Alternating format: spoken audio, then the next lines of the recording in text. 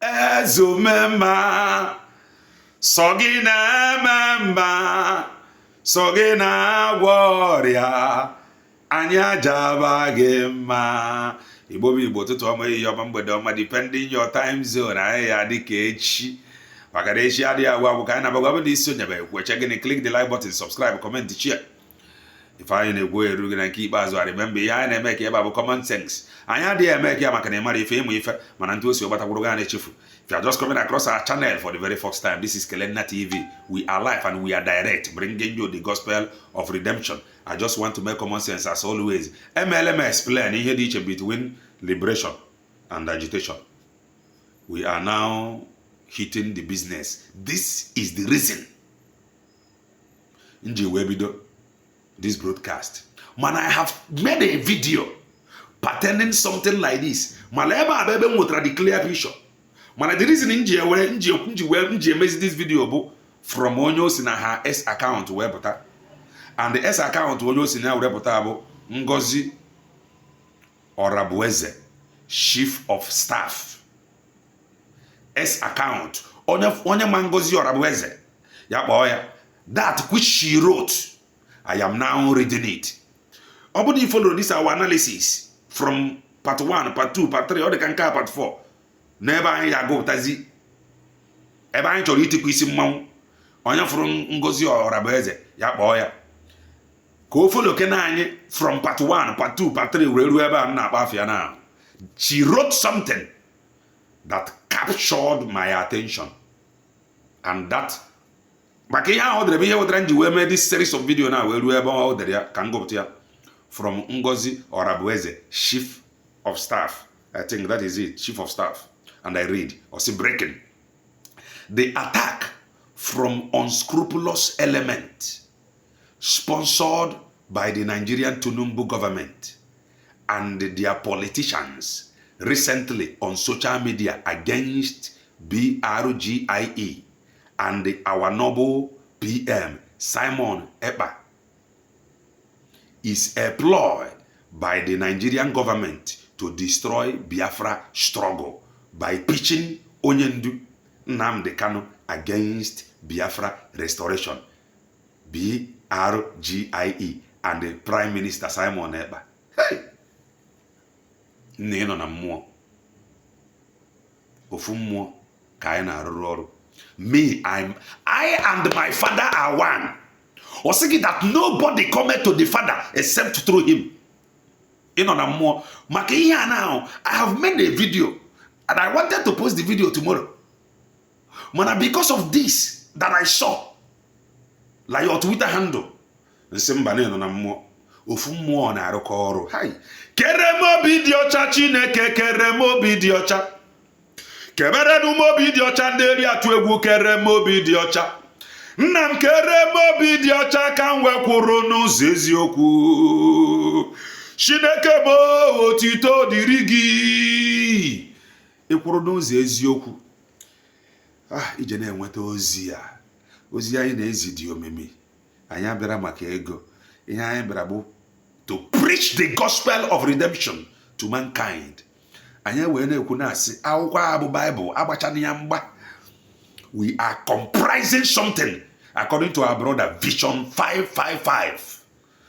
After this age, we will deliver freedom and our own document to the next generation by so doing. Either na anyị kpọrọ ndị nwe Bible bịa buru, ọla anyị debeziri were nke anyị. Kere mobi dị ọcha Chineke, kere mobi dị ọcha. Kebere nu mobi dị ọcha ndị eri atụ egwu, kere mobi dị ọcha. Nna kere mobi dị ọcha ka m wekwuru n'ụzọ eziokwu. Chineke bụ otito dịrị gị. I want to read again this first line, the very, very important. Osege, the attack from unscrupulous element sponsored by the Nigerian Tinubu government and their politicians recently on PM Simon. No, I jump while I'm something. Ozia na emo da juo ona enye nsogbu. God help me. I want to read from Ngozi Orabueze, Chief of Staff, breaking. The attack from unscrupulous element sponsored by the Nigerian Tinubu government and their politicians recently on social media against Biafra government in exile, which is BRGIE, and our noble PM, Simon Eba, is a ploy by the Nigerian government to destroy Biafra struggle by pitching Onyendu Nnamdi Kanu against Biafra restoration. Biafra government in exile and the PM Simon Eba. She just delivered a message here. The game now. Remember from bido agwara ngisi na ọdịzi na media ana agbaghe na nwere onwe nke Maazị Ekpa dị iche la nke Maazị Nnamdi Kanu na-ekwu. The reason ihe a jiri wee chọọ ime ihe a bụ ha ba ama mgbazi gị la ihe eji wee jide Maazị Nnamdi Kanu maka law form ESN. Strong force, this stronger than structure defenders. Yeah, ESN. Oh, my God, and this is our sister. George said it here, like this is her first paragraph. Let me take the second. The game plan is to create a difference between the freedom Nnamdi Kanu fought for the freedom for. The game plan is to create a difference between the freedom Nnamdi Kanu fought for and what PM Simon Ekpa is fighting for. Note, there is no difference. The only thing is agitation and liberation. How else could Tinubu and the Nigeria politicians all of a sudden start describing Onyendu Nnamdi Kanu, whom they kidnapped from Kenya and incarcerated for almost 3 years, despite several court rulings for his release, as the one fighting for the real Biafra freedom? Osege, be not deceived, Biafrans. Be on full alert. Tell Tinubu that we are ahead of the zoo game and proactively ready for the next move. Oh God of mercy, may you make them ready. May their ready not be only on the media. Ezechukwu Okike Abịama, make them ready. I ain't on the finishing line. As she wrote here that we are ready. Jehovah Ezechukwu onye pụrụ ime ihe niile, make her and her team ready. Hi. Ihe a no bụ ihe a na ihe abụla isi ngwụcha. Ihe a na ihe abụ isi ngwụcha. Our prayer should be, God, make them ready. Ntu osi wee dị ebe a. Ezechite Oke Abịama, make them ready. Make them ready. Make them ready. You can equally go and follow her. Ngozi Orabueze, Chief of Staff. I am going to read it down. God, make them ready. Face ya na ihe a dị spiritual. After this face, nwere onwe anyị eru anyị aka. Ihe a na ihe a bụ liberation face. Ya wetere eji agba mgbadi na na-agba. Remember, hear this. The only person that can create a strong division na mgbadaba anyị now bụ Maazị Nnamdi Kanu. The only person that can create a strong division now, lokwu nwere onwe a na-ekwu, je bute ọgba aghara, je bute mgbasasị, and mgbasasị a, hai, o nwere ike ama nchịkọta ya, ma Chukwu ekwekwala, ntu o si wee dị na ha dị ready, may God make them ready, and ntu o si wee dị na ha dị ahead, may they continue to be ahead. The only person je bute ezigbo ọgba aghara, the only person je bute ezigbo udo and ezigbo ọgba aghara bụ Maazị Nnamdi Kanu and his freedom. Maazị Nnamdi Kanu and his freedom.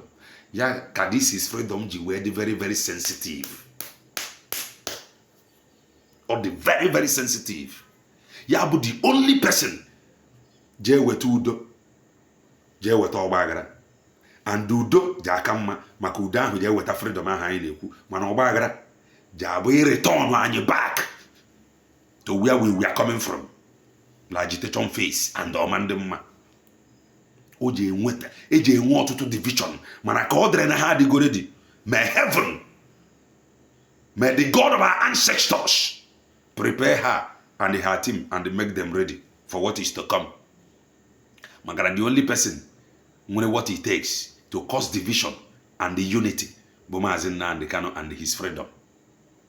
Let me take what she wrote again from S account to Ngozi Orabueze, Chief of Staff, Osegi breaking the attack from unscrupulous element sponsored by the Nigerian Tinubu government and their politicians recently on social media against Biafra government in exile and our noble PM Simon Ekpa is a ploy by the Nigerian government to destroy Biafra struggle by pitching Onyendu Nnamdi Kanu against the Biafra restoration.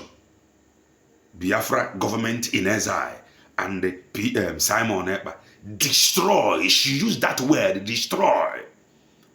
Nwere onwe Chukwu ekwekwala. Hi. Chukwu ekwekwala, Chukwu ekwekwala, Chukwu ekwekwala. Nneke Maazị Nnamdi Kanu and his freedom. Two things ka o ji ejije abịa. Ọ bịa with udo, nwere onwe a na-ekwu okwu ya abịa ozugbo ozugbo. Ọ bịa hala with ọgba aghara. Ọ bakwala destroy ya nwanne anyị nwaanyị dere ebe a. But let me read a bit. The game plan is to create a difference between the freedom Nnamdi Kanu fought for and what PM Simon Ekpa is fighting for. Note, there is no difference. Omeya bracket. How else could Tinubu and the Nigeria politicians all of a sudden start describing Onyendu Nnamdi Kanu, whom they kidnapped from Kenya and incarcerated for almost 3 years, despite several court rulings for his release, as the one fighting for the real freedom, for the real Biafra freedom? Be not deceived, Biafrans. Be on full alert, full alert. Tell Tinubu that we are ahead of the zoo game and proactively ready for their next move.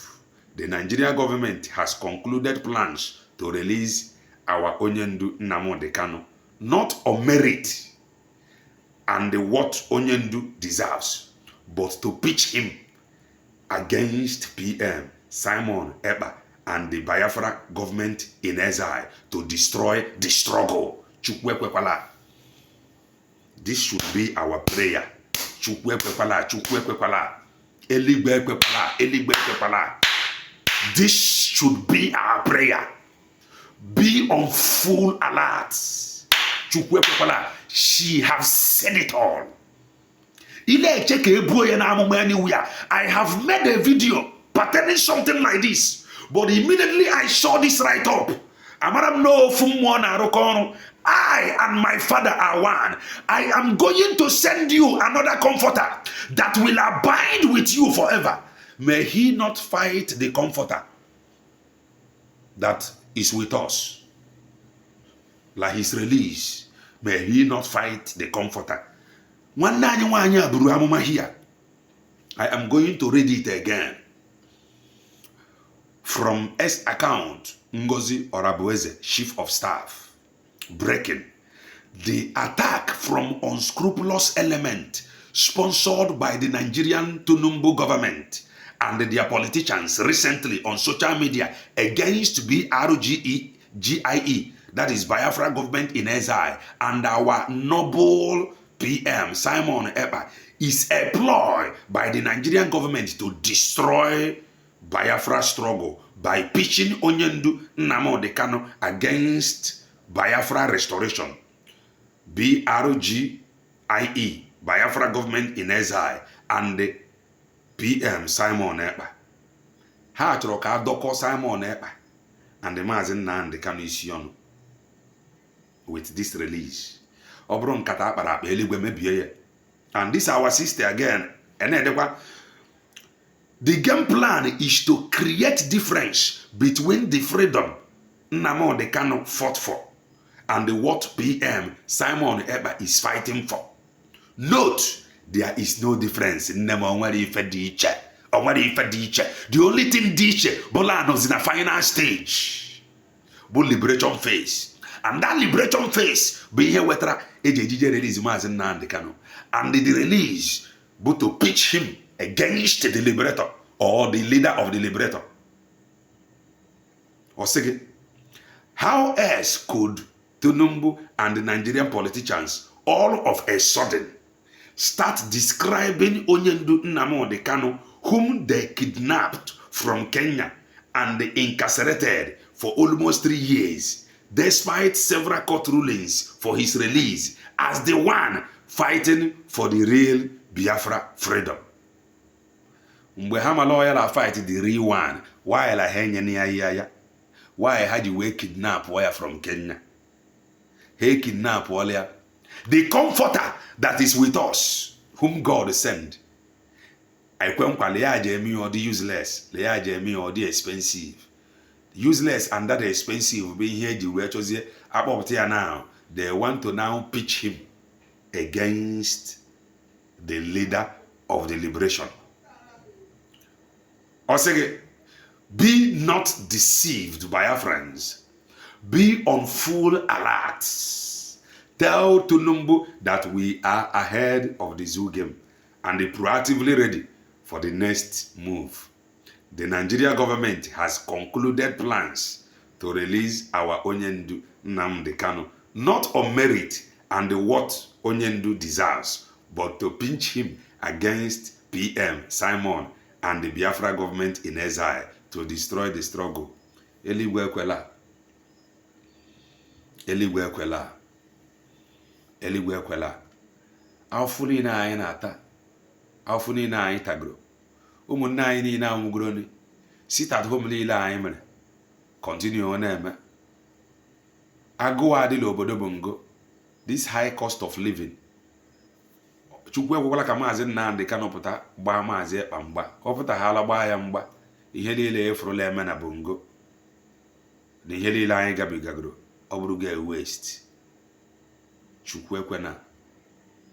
Ntu obodo a si eji ihe a, this suffering. Ihe abụ the highest phase, the better phase nwere onwe a ejide abịa. Emegide ha rapụ ya na ma ọ gbaa nwa amadi Maazị Ekpa mgba. Ihe niile akpụ afọ naanị. And the ọkpụ afọ naanị.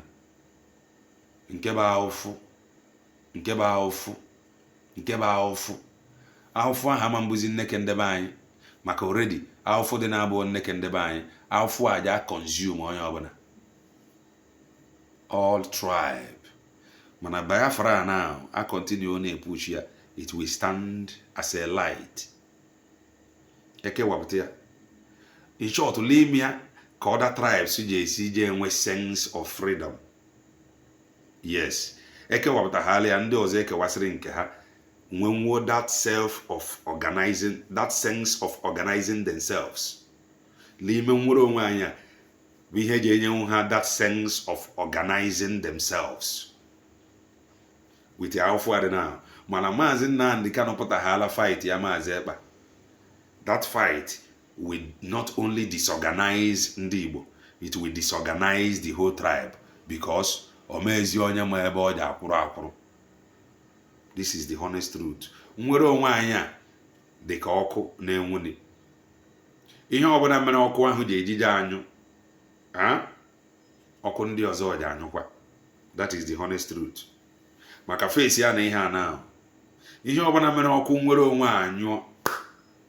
Ọkụ other tribes and nationalities n'obodo bongo ji anyụ. Ya wetara ozi ya ji wee dị mkpa ọ bụla inweta shia ya ka Chineke nye gị understanding. Mee ka ịnọgidesi ike na ekpere na-agwa Chukwu ya buko na-agwa eluigwe ya buko. The reason bụ ka afọ anyị tara gara ịlala iyi. The game now, the game plan is to release Maazị Nnamdi Kanu and use him to fight the leader of the liberation movement. And when that happens, everybody will scatter. Ka Chineke mezie okwu a mee ka ọ ghara ime na Eze Chite Oke Abiama ise